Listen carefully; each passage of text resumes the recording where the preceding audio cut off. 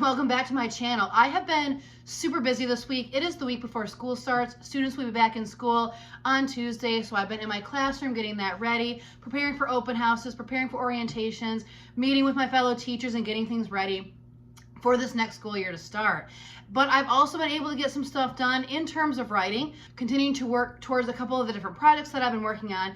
And one of those projects is taking a big step forward. So not that long ago, my mom came up to me and she said, "Hey, I was just reading your first book, The War Shall Rise Against Me, giving it another read through, and I think that you should do the same thing." And so I did that. Within the first couple of scenes, I kind of saw what she had been alluding to, and the fact that while it's still a great story, while it's still a wonderful telling of the civilians of Gettysburg, of looking at actual historic figures such as Jenny Wade and looking at the friendships and the different things that happened to the civilians of Gettysburg, my writing has grown. As writers, we're constantly growing. We're developing our craft just like you would for any sport, for any craft, for anything like that. Is that the more that you do it, the better that you get. And I've been doing a lot of work in that craft. I've been reading other books. I've been watching other YouTubers and getting a lot of new knowledge and ideas. And so while it's still a great story, I couldn't help but think of ways to make it slightly better. And so this reworking has finally reached a point where we can kind of announce that this is kind of going to be the next release, the re-release of The War Shall Rise Against Me. And today I got the proof for that. So, unboxing. This is going to be the new book. We've got, it's the author copy, so that gray thing won't be there, but we've got that. We've got the new cover, a little bit different. Same house if you look at it closely. And what I'm really excited about here, it looks awesome. Kind of as you go around, you got the spine there, and you've got kind of a picture starting here instead of just kind of the green and black more. And so then it kind of continues on to the back. And so kind of the backs compared to each other as well. Very different there. We've kind of got another shot of the main person. You can kind of look at that as the Charlotte person along with the information here.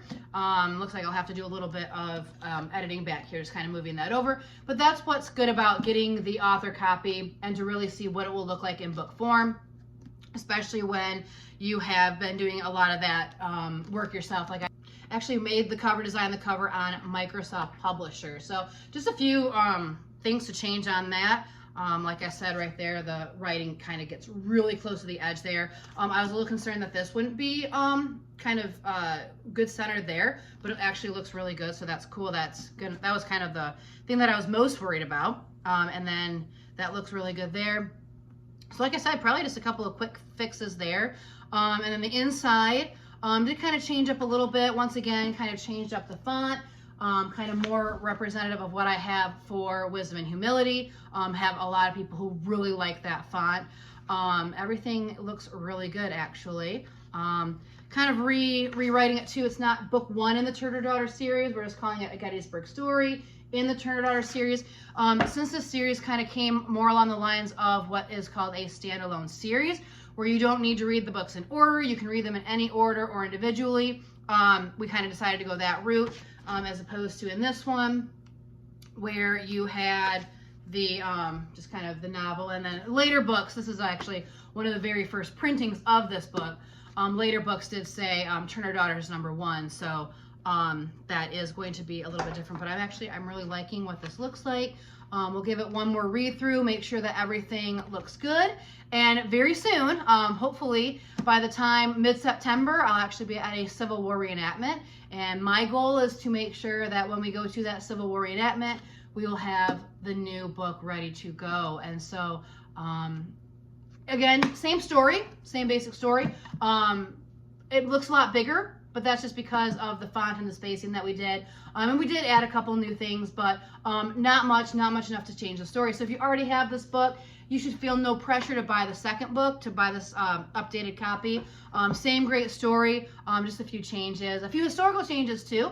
One of the main promptings of updating the book came from the fact that while in book one, we wrote that Wesley Culp fought on Culp's Hill, we've recently heard some other news that he actually did not fight on that certain day. I think it was July 3rd that he actually did it on Wolf's Hill. So there were a couple other historical things that we learned and that we wanted to make sure were updated as well. But again, same great story, and we just wanted to update it a little bit and kind of do a little re-release.